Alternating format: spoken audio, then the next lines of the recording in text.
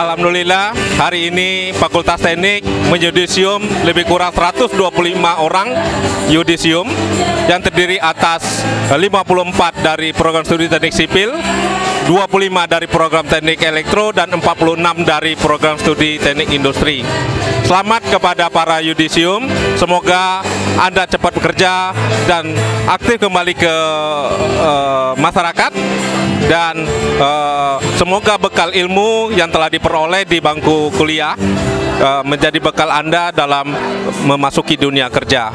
Selamat sekali lagi kepada para yudisium. Kami dari Fakultas Teknik mengucapkan selamat.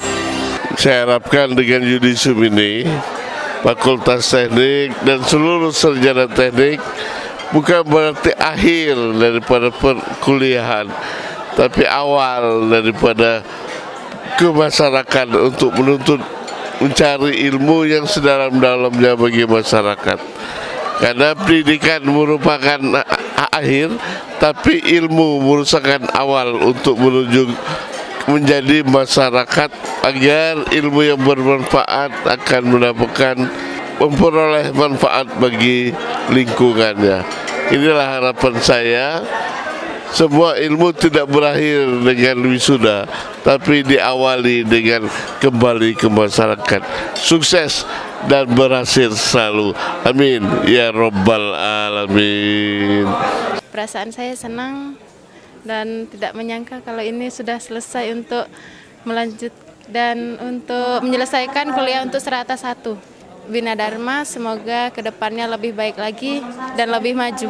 Rasanya seneng banget karena perjuangannya itu dari awal kuliah sampai sekarang, apalagi proses pendaftaran wisudanya itu sangat sulit.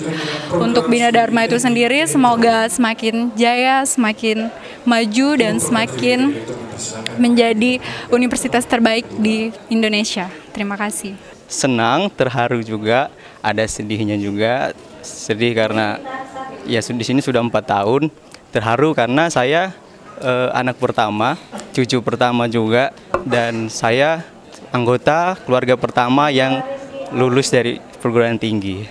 Ya, pesan saya sih semoga di kedepannya proses belajar mengajarnya lebih ditingkatkan lagi, dan semoga mahasiswa Bina Dharma juga dapat menjaga nama baik Bina Dharma dengan sebaik-baiknya.